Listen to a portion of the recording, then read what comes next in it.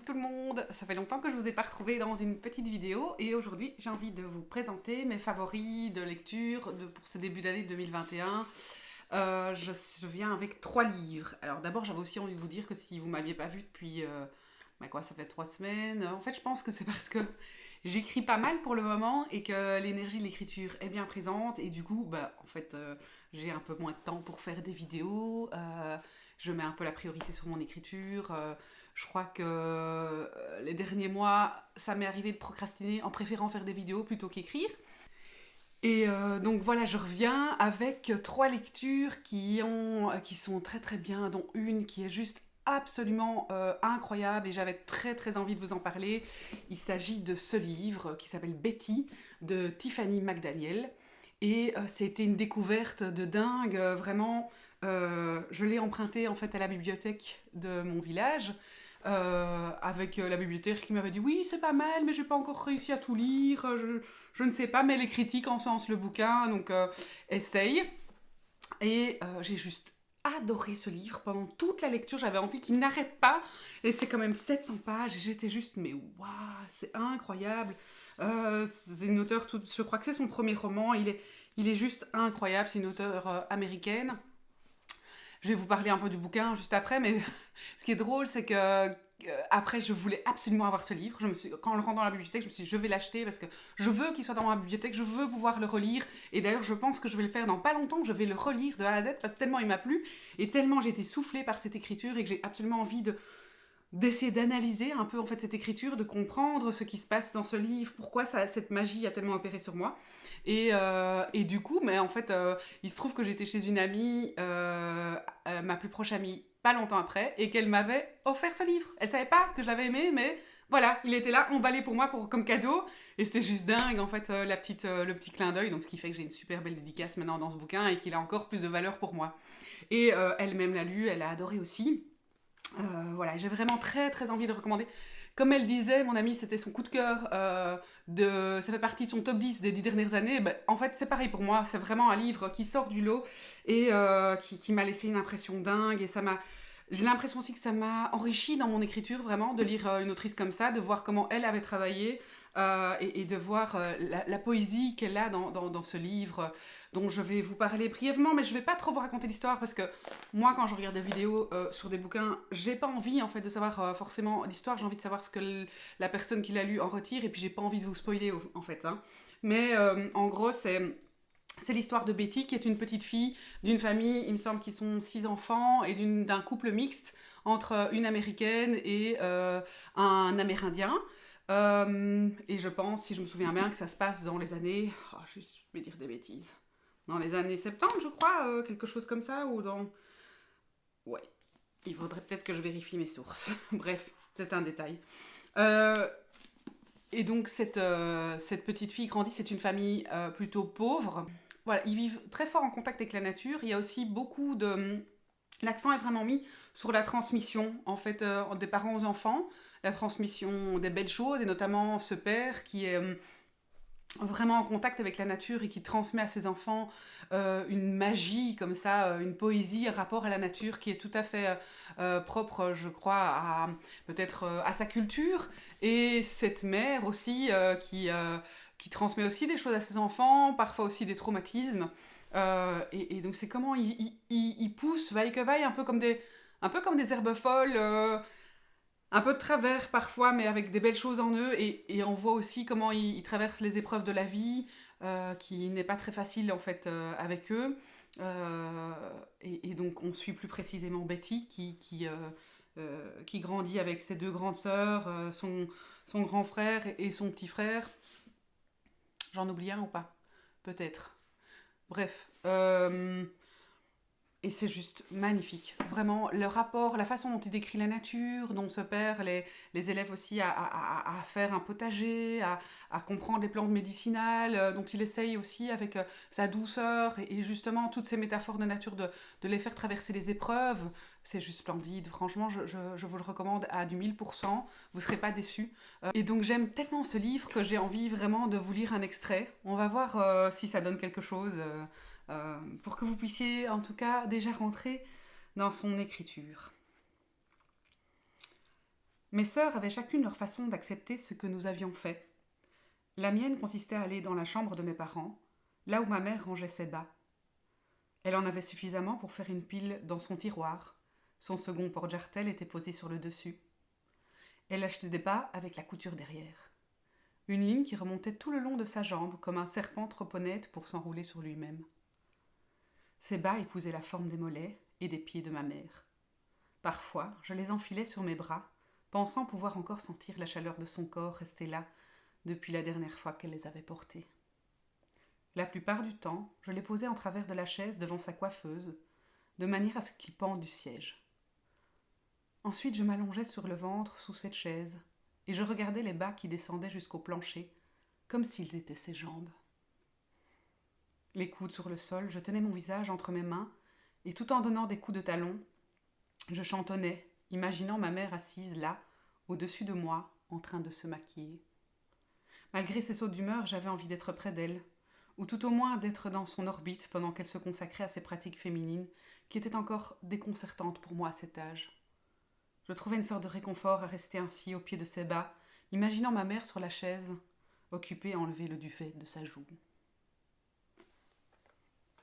Je vous en lis pas plus, mais ça vous donne déjà un petit peu cette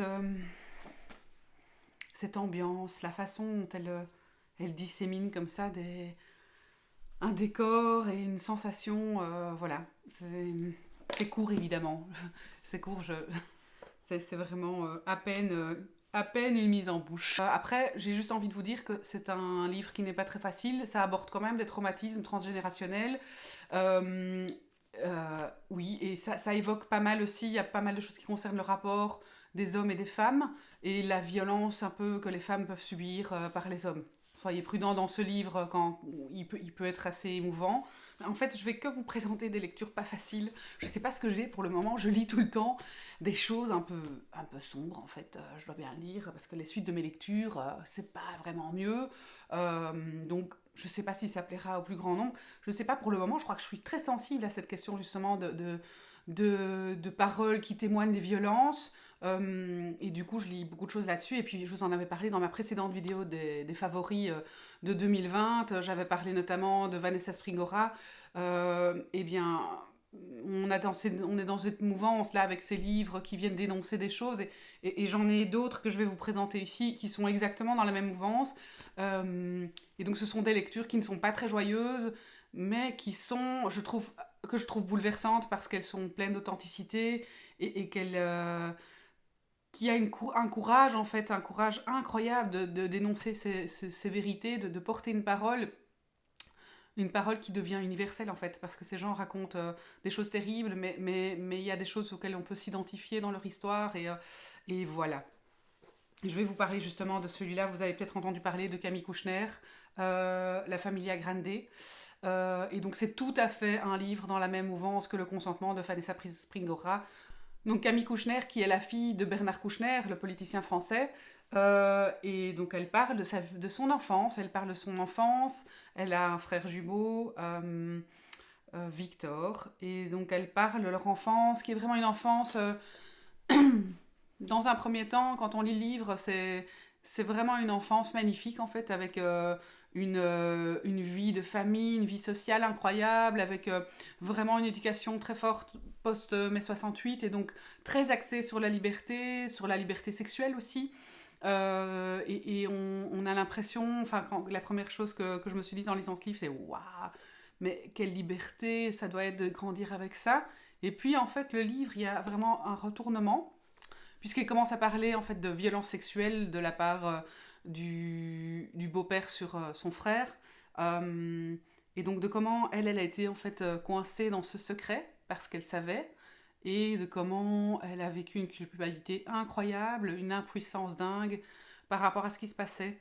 Et c'est tout la trajectoire de elle, petite fille, adolescente, comment elle se construit, comment elle devient femme avec ça, et comment plus tard aussi, entre frères et sœurs, ben, ils s'accompagnent toujours sur ce chemin de guérison, et sur ce chemin peut-être de porter une parole évidemment qu'elle a posée dans ce livre,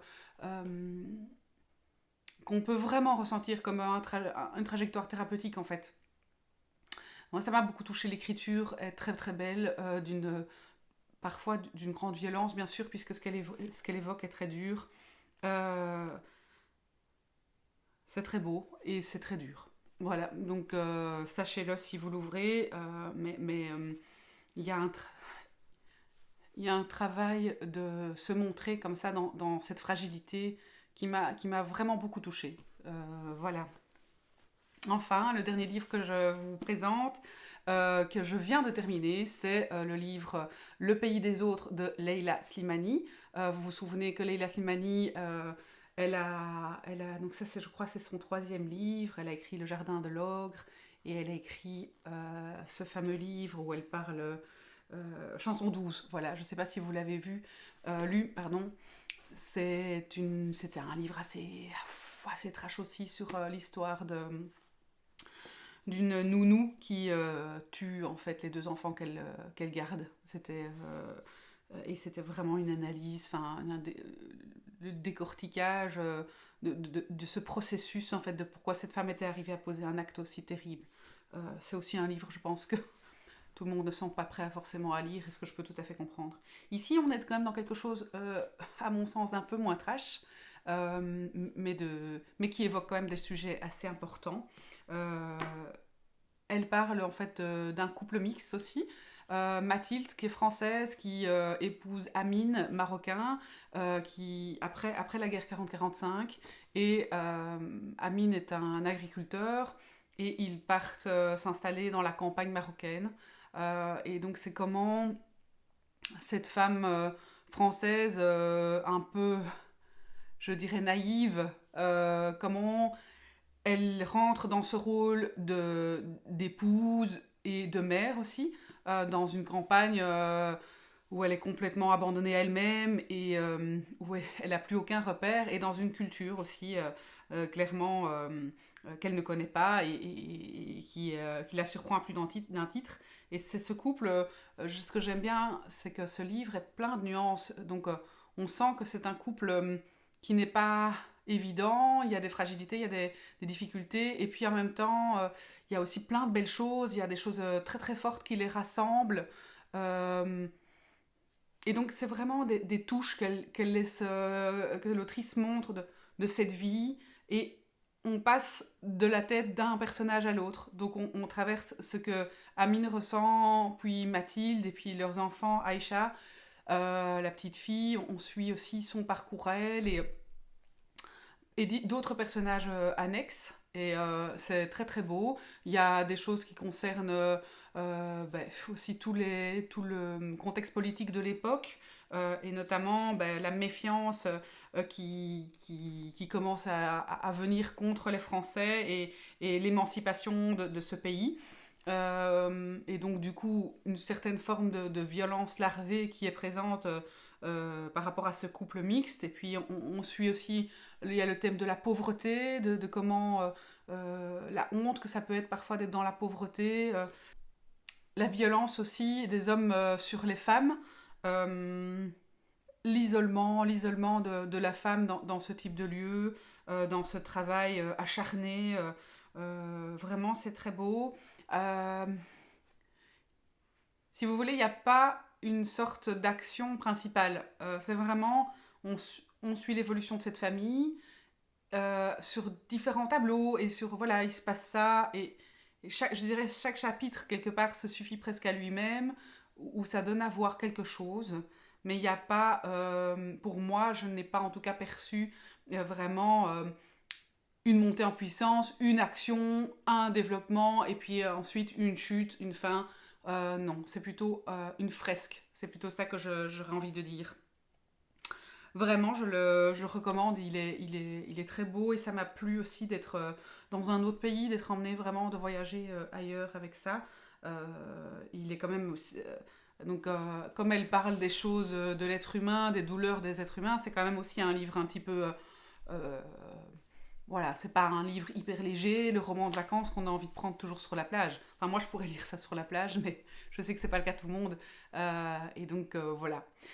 Ben, j'espère que cette sélection vous plaira, qu'elle vous donnera envie de découvrir, au moins Betty, hein, je le répète, à lire absolument, et ben, n'hésitez pas à me faire part de vos retours en fonction de si vous en avez aimé l'un ou l'autre, voilà. J'avais aussi envie de vous dire que dans les prochains trucs qui viendront sans doute sur ma chaîne, ben, je vais partir en week-end d'écriture si ça peut se faire début juillet avec un groupe. J'espère que je vais pouvoir filmer quelque chose un peu là-dessus. Et puis je pense que fin juin aussi j'ai un salon à Jodogne dans une école qui vise à promouvoir la littérature un peu locale. Et là aussi, j'espère que je vais pouvoir vous filmer un peu. Je vais rencontrer les gens qui ont envie de venir rencontrer des auteurs et partager un peu le plaisir, l'amour des mots. Je vous ferai aussi une vidéo là-dessus. Ben voilà, à bientôt, prenez soin de vous, ciao!